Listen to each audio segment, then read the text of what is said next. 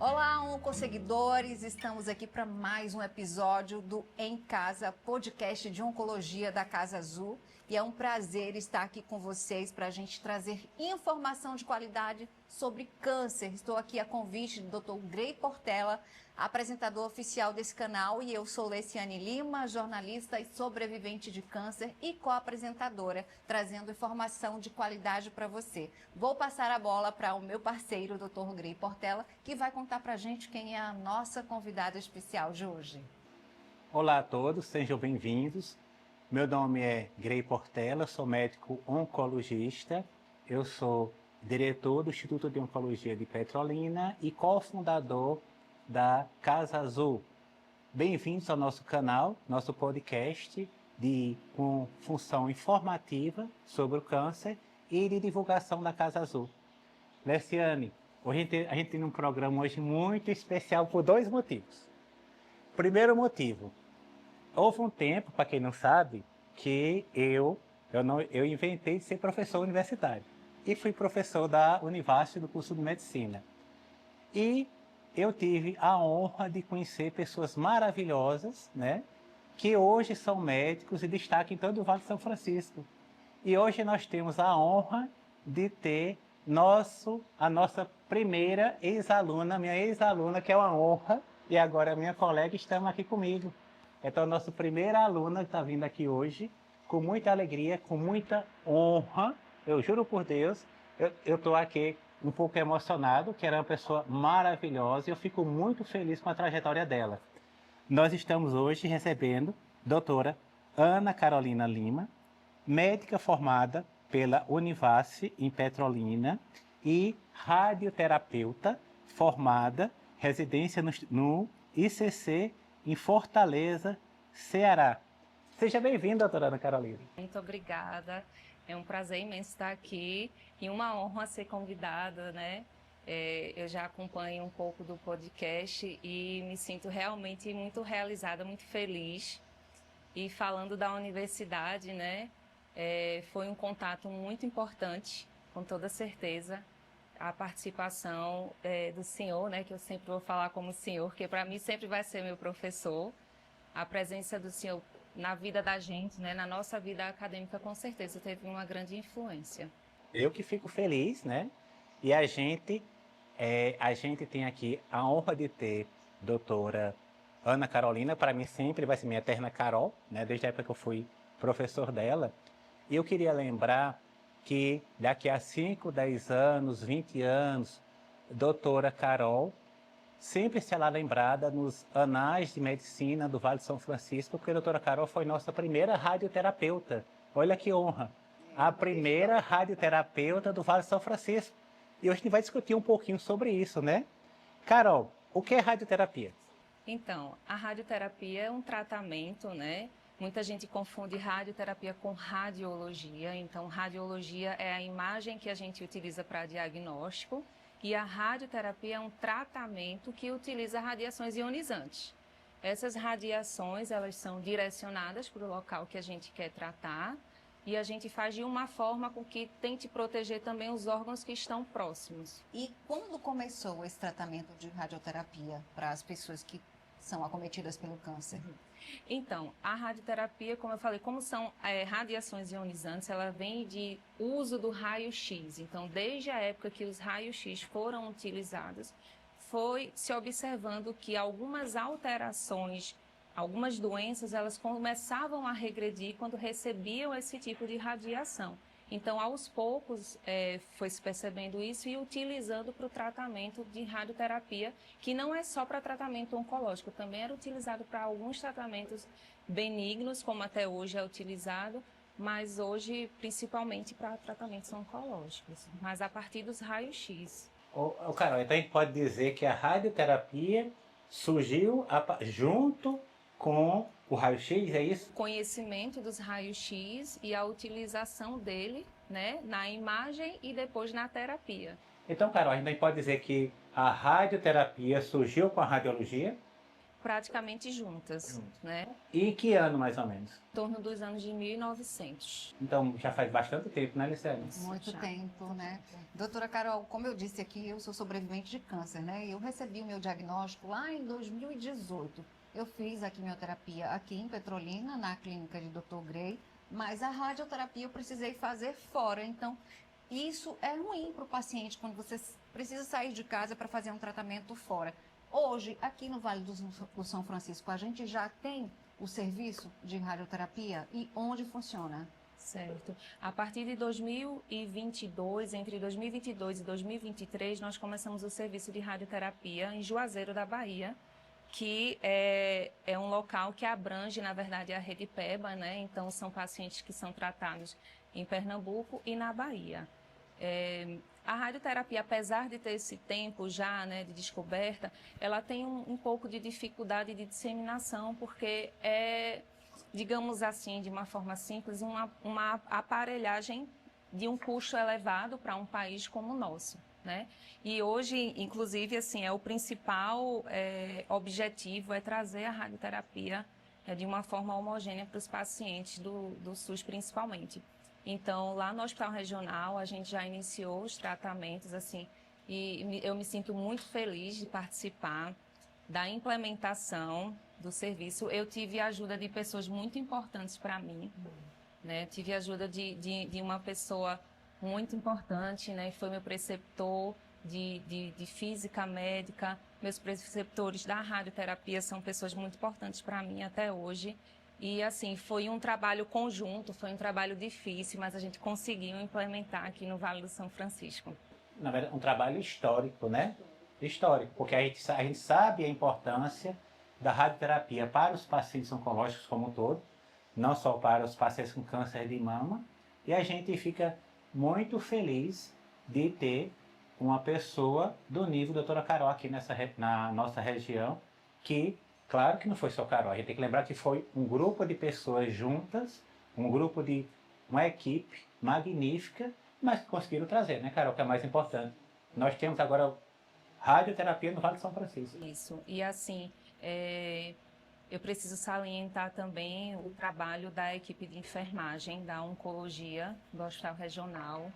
São pessoas, assim, bastante comprometidas e tive também muita força dos técnicos. Foi uma dificuldade, né, de recursos humanos mesmo na região, porque como não tinha, então a gente teve essa dificuldade de encontrar pessoas que pudessem estar aptas e, assim, realmente foi um trabalho ainda continua sendo, né, um trabalho em conjunto muito importante. E uma dúvida, doutora Carol. O paciente que faz o tratamento de quimioterapia, por exemplo, pelo convênio, pelo plano de saúde, ele tem a possibilidade de agregar a radioterapia pelo SUS? Quem mora aqui na região? Sim.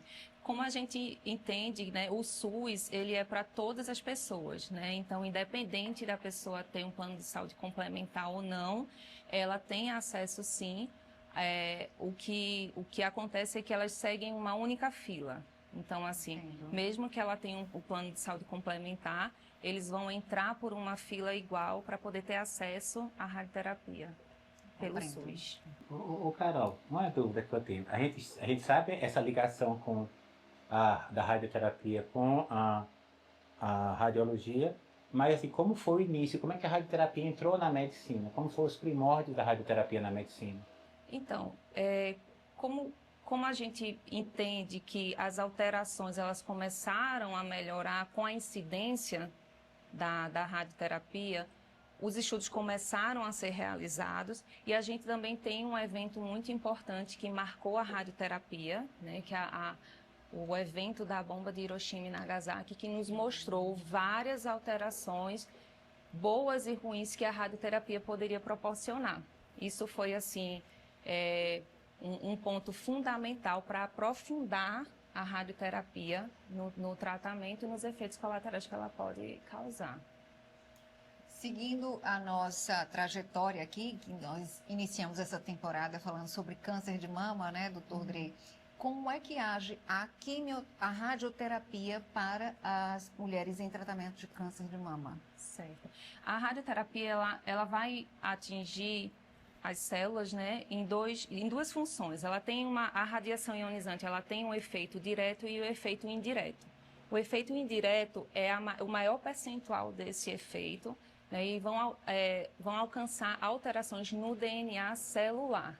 Então, a partir do momento que a gente faz radioterapia em um local, a gente vai alterar tanto células doentes como células saudáveis. Porém, as células doentes, por fatores, né, microbiológicos, elas vão ter uma repercussão maior. Então, ela tende a ter uma piora do seu DNA e morte em relação a isso. E as células que estão saudáveis, elas começam a se regenerar aos poucos. Então, o que a gente faz o tratamento, né? E aí a gente pesa o risco-benefício. Então, nesse tratamento, a gente sabe que elas vão ser, digamos, esterilizadas naquela região e as células saudáveis, elas vão voltar a se regenerar. O que a gente chama de toxicidade, pode ser uma toxicidade aguda, subaguda ou tardia, mas é mais ou menos dessa forma. É a nível de DNA celular que ela vai atuar. E para o tratamento adjuvante, digamos assim, né, que significa o tratamento pós-cirúrgico, a intenção da radioterapia, nesse caso, é justamente esterilizar o que pode ter sobrado de microbiologia do câncer na região. Então, você tá falando que a mulher faz a cirurgia, né? A mulher faz a cirurgia e a gente tem um bloco que a gente chama de tratamento adjuvante. O que é tratamento adjuvante? A mulher tem câncer de mama, ela já operou e ela vai ser avaliada para tratamentos após a cirurgia. Esse tratamento a gente chama de tratamento adjuvante.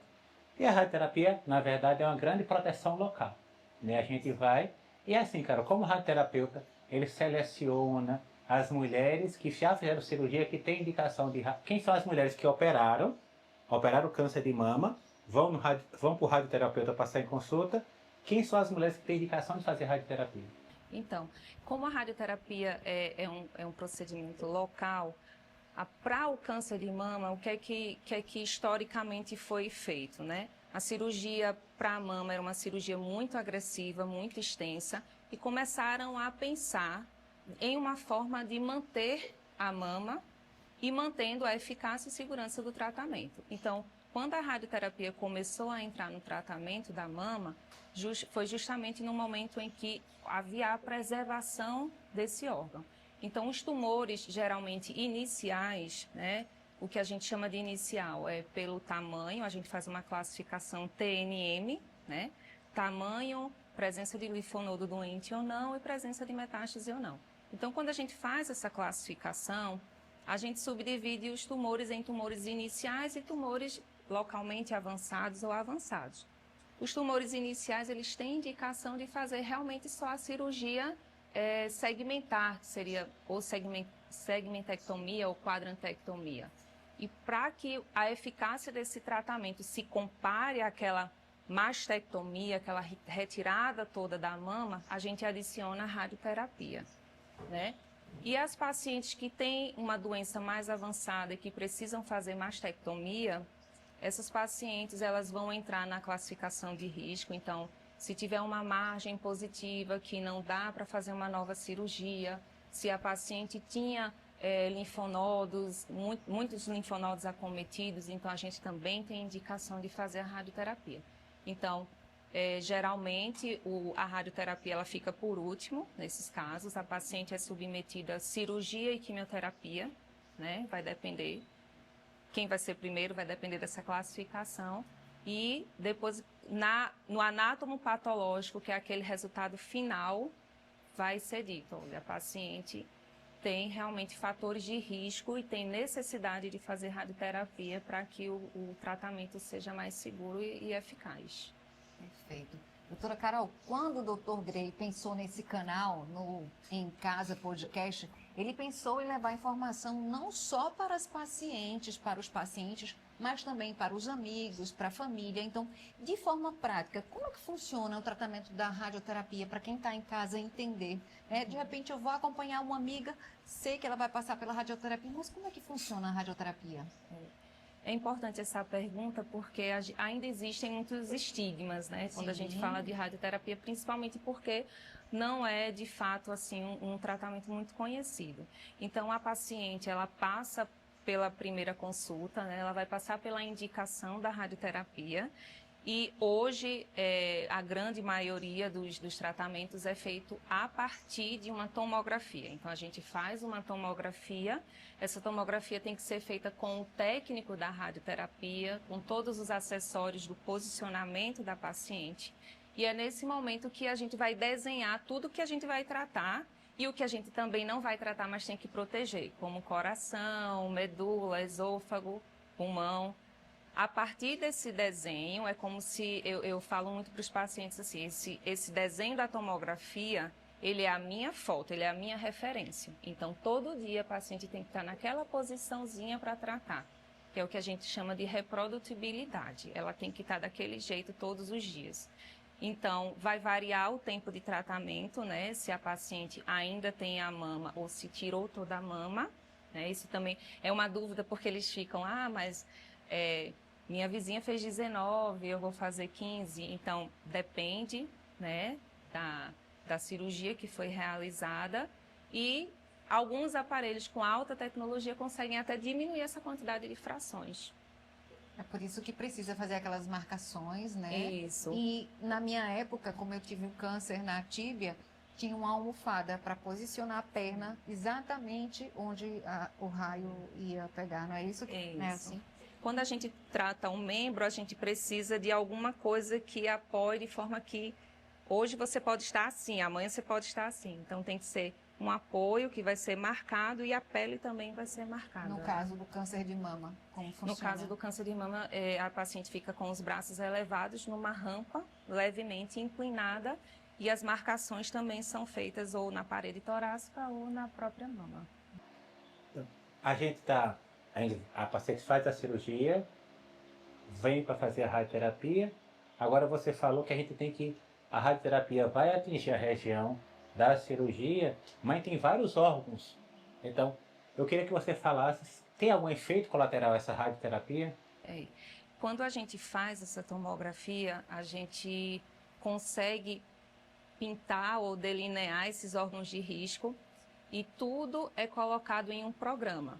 A partir do momento que eu desenho, existe a parte da física médica que vai calcular a dose na região que eu quero. Nesse momento, gera um gráfico, né, que é um histograma, e eu vou ver todas as doses que estão chegando também nos órgãos de risco. E eu tenho um valor a se chegar. Eu tenho um valor mínimo que eu preciso atingir para não dar um efeito colateral maior. Então, o que a gente vê de forma muito comum são lesões, digamos assim, pequenas fibroses no pulmão que podem ser causadas, mas que não causam uma repercussão clínica no paciente, a não ser que o paciente tenha uma doença muito grave do pulmão. E para o coração, o coração tem a dose que leva, mas no limite que a gente precisa deixar. Então, existe o risco de dar um problema no coração, por isso a gente precisa manter uma dose adequada. Mas o que é que poderia causar? A radiação ela pode pegar algumas coronárias do coração e causar insuficiência cardíaca, mas para isso que a gente faz a tomografia, contorna tudo e avalia a dose nesses órgãos. Perfeito. Doutora Carol, eu fiz a radioterapia em 2019 e no período que eu estava em tratamento, várias amigas também estavam em tratamento, só que câncer de mama. E eu escutava muito as meninas falarem da preocupação com queimaduras na pele. Na minha época, eu usei uma pomadinha que o radioterapeuta ele prescreveu. Hoje, como é que está essa situação quando a mulher vai ser submetida à radioterapia? Quais são os cuidados que ela precisa ter com a pele? Certo. O que é que eu sempre solicito, né? Antes de iniciar a radioterapia, hidratar bastante e aí você pode utilizar qualquer creme ou óleo que deseje, que já tenha o costume de usar, mas a partir do momento que inicia o tratamento, utilizar só a pomada que é especializada para o tratamento da radioterapia. Geralmente eu mesma solicito para ser feito em farmácia de manipulação, é um cremezinho que usa aloe vera e rosa mosqueta, mas é um produto que eu sei que não vai ter interação com a radiação. Então, de repente, a paciente ela pode usar um óleo, sei lá, que vai piorar essa queimadura. Entendo. Então, assim que começa a radioterapia e até a mama melhorar a inflamação, utilizar só esse creme. E a gente gradua essa inflamação, né? O que a gente chama de radiodermite. Grau 1, grau 2, grau 3 e grau 4. O grau 1 é levemente avermelhada e escura. O grau 2 começa a ter uma descamação fina. O grau 3, essa descamação é um pouco mais úmida, está mais inflamada. Então, eu costumo até dar uma pausa quando chega esse momento. E o grau 4 é quando essa inflamação aprofunda mais, chega em tecido subcutâneo, em músculo, mas que hoje, assim, é bem raro acontecer, hoje, esse grau 4. E esses cuidados, eles vão variar se a radioterapia for feita em outros locais, não só a mulher com câncer de mama, por exemplo. Na época que eu fiz foi na tíbia e eu usava só esse cremezinho, mas quando eu chegava, o médico autorizava que eu podia ir para a piscina fazer natação. E em relação à exposição solar também.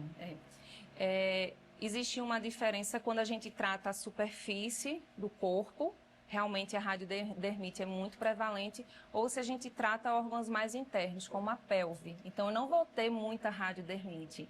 Então, esses cuidados vão ser diferentes. Sim. Em relação à piscina, rio, exposição solar, quando tem a radiodermite, é preciso evitar para aquela mancha não piorar. E quando começa a descamar, o cuidado às vezes, o contato com água do rio, alguma coisa, pode ter alguma microbiota ali que cause uma infecção. Então, é um cuidado temporário. Tem gente que às vezes chega 1 ano, 2 anos depois, nunca mais eu entrei numa piscina. Não, você pode voltar, né? Mas claro, com os cuidados, se a pele estiver íntegra, não tiver com nenhuma rachadura ou nenhuma bolha, e realmente pode entrar na piscina. Carol, uma dúvida que as pacientes me perguntam muito: pacientes com problemas pulmonares e cardíacos podem fazer radioterapia? Quando são problemas que causam mesmo uma repercussão clínica, o ideal é a gente pedir, né, solicitar os exames de função pulmonar ou um ecocardiograma. O ideal é a gente ter esses exames basais, né, mas eles não são impeditivos de fazer a rádio. Então, tudo a gente vai pesar o risco-benefício. Então, qual é o risco maior? O risco maior é da doença voltar, a doença oncológica voltar, então a gente faz. Mas a gente dá umas ressalvas, né? A gente geralmente pede essa função pulmonar, função cardíaca, né, pelo eco, e recomenda, olha, se você tiver uma piora de dispneia, uma falta de ar, ou então a perna começar a inchar muito, sempre procurar urgência, sempre informar para a gente o que é que está sentindo. Mas não é impeditivo. Fora o tratamento adjuvante, tem alguma outra indicação? Para mama, no caso. Então, para mama, a gente pode, por exemplo, a paciente ela tem um tumor muito avançado, não conseguiu fazer cirurgia, a gente pode fazer para redução tumoral, a gente pode fazer quando está sangrando, a gente pode fazer quando a paciente está com muita dor. Então, é quando a gente chama de radioterapia hemostática, quando está sangrando, ou paliativa, antiálgica quando está doendo, então a gente tem outras indicações. Na verdade, é um leque de indicações, né? Um leque porque a gente tem a cirurgia, o tratamento adjuvante e na grande maioria das vezes o paciente faz a consulta com você, tá? Faz a radioterapia e depois você faz uma outra avaliação dele. Como é que funciona isso? A gente tem a consulta de alta, né? Que geralmente não é tão de imediato. O paciente, no momento que ele está fazendo radioterapia, ele tem as consultas de revisão, né? Isso é até um momento de segurança do tratamento. E a gente faz as revisões e vê as toxicidades que está tendo.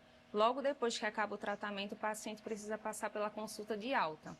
Nesse momento, a gente avalia se precisa continuar com o acompanhamento na radioterapia ou se ele já pode ter alta para o especialista assistente, que pode ser o oncologista e o mastologista. Geralmente são os dois.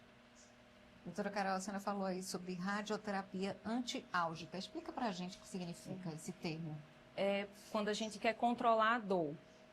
né? O paciente, num contexto que o paciente não pode ser submetido a algum outro tratamento e ele sente uma dor que muitas vezes não melhora com medicação, ou tem risco, por exemplo, de fratura em um osso, a gente indica a radioterapia antiálgica, que é antidor, né? O paciente que está sentindo dor. Geralmente é um tratamento mais curto, mais rápido, mas que ajuda nos sintomas da doença. Então, a gente está aprendendo aqui com a doutora Carol, que é uma mulher com câncer de mama. Ela faz a cirurgia, né? Independentemente dela fazer mastectomia ou quadrantectomia, é extremamente importante ela ser avaliada pelo radioterapeuta, porque o radioterapeuta vai ver o risco dessa doença voltar, se essa doença é mais agressiva, e fazer a radioterapia. Então, essa radioterapia se chama radioterapia adjuvante. Mas fora o câncer de mama, Carol, essa necessidade de radioterapia depois da cirurgia existe para outros cânceres também? Sim, para muitos cânceres, assim, de uma forma geral, a radioterapia ela vai estar presente no paciente oncológico em 65% a 70%. Então, todo paciente oncológico, até 70%, em algum momento ele vai fazer rádio. E em relação à adjuvância, a gente tem outras indicações, como, por exemplo, sarcoma, né? Quando o paciente tem um sarcoma e retira o sarcoma, a gente tem as indicações de se fazer radioterapia. Alguns tumores cerebrais, a gente tem indicação de adjuvância também. Tumores de colo uterino que são submetidos à cirurgia, mas tem fatores de risco, a gente faz radioterapia. Tumores de corpo uterino, tumores de pele, né? Os de pele podem ser feitos tanto após a cirurgia, ou se não fizer a cirurgia, que a gente chama de radical, quando a lesão ainda está lá. Então, são vários tumores que a gente pode fazer de forma adjuvante. E a radioterapia ela pode ser feita mais de uma vez? Ela pode ser feita mais de uma vez, sim, mas a gente sempre tem que ter muito cuidado, porque a radioterapia ela é cumulativa. E o nosso maior problema, digamos assim, de se repetir, não é o alvo, é justamente o que está perto dele, são os órgãos de risco.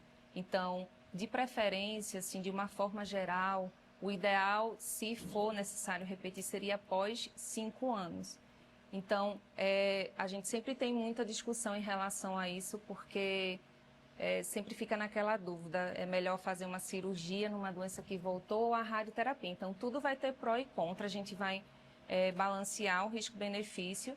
Dá para se fazer antes dos 5 anos? Dá, mas aí a gente vai, pega aquele gráficozinho de dose que, digamos, para a mama, o pulmão teve, o coração teve, a gente vai ver o que tem de repercussão hoje no paciente, vai somar a dose que vai levar e vai pesar. Vai ter que fazer? A gente tem que fazer e dar essas ressalvas. Olha, está muito precoce, mas como não dá mais para fazer outro tratamento, a gente vai tentar, mas as chances de ter toxicidade são maiores. Eu tenho uma dúvida, tanto para você quanto para o Dr. Grey. O que pode ser prevenido no corpo da mulher, por exemplo, para que ela depois possa ter algumas funções funcionando? Porque existem alguns mitos e tem gente que não conhece e fala sobre isso. Por exemplo, eu fiz o tratamento de radioterapia e quimioterapia e depois fui fazer o check-up e a minha ginecologista informou que eu não poderia mais ter filhos. O que a mulher pode fazer, por exemplo, para preservar o aparelho reprodutivo antes de uma radioterapia? Tá. Em relação à radioterapia, como é um tratamento local, a gente só vai ter repercussão realmente na reprodução se for naquela região. Né? Então, digamos que a paciente ela tem uma indicação de fazer radioterapia para um tumor ginecológico ou pélvico, enfim, alguma alteração pélvica, e ela quer preservar a função ovariana, né, a função dos ovários. Existe uma tentativa de preservação, que seria a suspensão desses ovários para ele sair do campo da radioterapia. Mas, de todo jeito, são órgãos muito sensíveis, né? Tanto os ovários quanto os testículos, assim, doses baixas já começam a ter algumas alterações. Mas é uma tentativa de preservar. E, assim, sempre conversar com a paciente em relação a isso, porque pode, mesmo com todos esses cuidados, mesmo mantendo o campo da radioterapia naquela região, pode ser que haja essa perda para a função dos ovários. Esse risco é o mesmo para a mulher que tem câncer, foi acometida por câncer de mama, ou, no caso, câncer nas partes inferiores, como foi o meu caso? Para a radioterapia, não, porque é outra região que foi tratada, né? A radiação, ela, de uma forma geral, vai chegar a alguma dose em outra parte do corpo, mas é um tratamento local. Então, por exemplo, foi na tíbia, então dificilmente, por conta dessa radioterapia, você teria alteração ovariana. Sim. Lécia fez uma pergunta aí extremamente importante. Do ponto de vista histórico, a gente tinha doenças na década de 60, 70, que eram incuráveis. E agora essas doenças, a partir de 80, 90, eu consigo uma taxa maior de cura, e agora em 2000 eu tenho pacientes que a gente não falava em cura e a gente está falando em remissão por 5, 10 anos. Eu tenho pacientes com 15 anos de remissão de câncer de mama. Então é uma coisa que eu não via na residência e eu vejo isso. Então a gente está tendo cada vez pacientes mais jovens, mulheres mais jovens com câncer, né? Então, e a gente está tendo taxas maiores de cura. Então a preservação da fertilidade ficou um item extremamente importante. De uma maneira simples, a gente pode fazer 3 coisas. A primeira coisa é, antes de começar a quimioterapia, se a gente tem tempo para esperar, que às vezes não tem tempo, a gente liga para passar em um ginecologista capacitado para fazer o congelamento de óvulos. É a primeira coisa. Segunda coisa, a gente pode induzir a menorreia e induzir a menopausa nessas pacientes, a menopausa química, de modo a preservar os óvulos, né? E a terceira coisa que a gente sempre tem que conversar é se a gente pode usar em algumas doenças quimioterapia, drogas menos lesivas para o ovário. Então, é uma discussão que a gente não tinha tanto em 2000, 2005, que agora se contém uma pertinente, por quê? A gente está conseguindo curar mais as mulheres, mas em compensação, a gente está vendo uma coisa extremamente preocupante. Pelos hábitos de vida, pelo microplástico, isso aí é quase uma aula, a gente está vendo que alguns cânceres estão aparecendo cada vez mais jovens. Eu já estou tendo aqui meninas com 27, 28 com câncer de mama. Então isso é uma coisa extremamente preocupante. Então, o que aconteceu com nossos hábitos de vida? O que está acontecendo com o uso indiscriminado de hormônios? Então, a gente está vendo isso. Então, na verdade, a coisa mais importante é você conversar com a paciente, ver qual a perspectiva dela em relação à prole, à vontade dela, e a gente tentar usar essas 3 alternativas. Sim. Ainda saindo um pouco do contexto, mas pensando na parte, né, da maternidade, o que me surpreende hoje também é o tratamento durante a gestação, que hoje também é possível, assim, é uma evolução, né? Então, tem paciente que consegue levar a gestação até o fim e, assim, para mim é uma das coisas mais surpreendentes, assim, da evolução do tratamento do câncer de mama. Perfeito. Doutora Carol, na época que eu fiz meu tratamento, né, caiu tudo, cílios, sobrancelha, aí eu ficava, doutor Grey, eu posso fazer? Não, ela não ficava assim, não. É mentira. É mentira. Ela estava fazendo quimioterapia, aí tinha um botox. Grey, eu posso fazer o botox? Aí tinha uma aplicação de não sei o quê. Grey, eu posso fazer? Aí assim, eu sei que eu tive com Lenciane uma aula de estética, porque eu soube de todos os tratamentos estéticos do Vale de São Francisco, porque ela sabia todos os tratamentos estéticos. Onde você imaginava que tinha tratamento estético, essa mulher sabia. Então, a minha dúvida é essa. Durante o tratamento de radioterapia, a mulher pode fazer os tratamentos de estética? Então, no local, no lado que a gente está tratando, de jeito nenhum. Assim, eu já tive uma paciente que, por exemplo, passou a lâmina e ela teve uma descamação terrível na axila. Então, durante a radioterapia, não. E enquanto tem aquelas toxicidades subagudas, inflamação, edema, porque o edema ele pode aparecer e daqui a um mês ela não sente, mas daqui a 2 meses voltou aquele edema na região. Então, enquanto está nesse período, não fazer nenhum tipo de, nem passar gilete, lâmina, nem fazer nenhum Depilação. tratamento a laser, tatuagem, enquanto está nesse período. No rosto pode? Então, é fora do campo da radioterapia. Pode, mas é uma pergunta muito comum, não é nem a depilação, é pintar o cabelo. Porque quando elas chegam, as mulheres, né, e só lembrando aqui um adendo que os homens também podem ter câncer de mama, né? Sim. Mas isso é uma preocupação mais feminina. Então, quando as mulheres elas chegam para a radioterapia, é um momento que o cabelo está começando a crescer. Então, elas ficam, eu posso pintar? Posso pintar? E aí o cuidado é, o produto químico ele não pode chegar na pele onde está tratando. Então, se for para pintar no salão, naquelas cadeiras em que a tintura não vai pegar na pele, até pode, né? E o menos agressivo possível, né? A tintura. Mas aí não tem problema. Tá vendo, meninas? Então, ó, recado dado. E não aperrei ser oncologista, 24 horas não. Veja as dicas, doutora Carol. Olha aí. E a mulher fez a radioterapia, você libera geralmente depilação a laser depois de quanto tempo, Carol? Então, geralmente, a partir dos 6 meses, a gente vê que a grande maioria não tem mais nem alteração da cor da pele, que geralmente é a última coisa que muda. Então, geralmente após 6 meses, mas tem paciente que ainda fica um pouco sintomática só depois de 1 ano. Porque assim, como eu falei, às vezes a paciente ela chega para a consulta e diz, olha, não estou sentindo nada. Mas daqui a um mês ela chega e diz, eu dormi esses dias por cima desse braço e a mama acordou um pouco mais inchada, mais vermelha, a axila também. Então, precisa de muito cuidado nesses primeiros 6 meses a 1 ano. Então, depende muito, porque tem paciente que eu tenho uma radiodermite muito expressiva, mas tem paciente que termina um tratamento e você fica impressionado, porque a pele não teve tanta toxicidade. Muito bom. Maravilhoso, né? Uma super aula, hein? Hoje nós tivemos uma super aula de radioterapia. Doutora Carol, extremamente didática, nos explicou, né? Então, assim, eu estou muito feliz, né?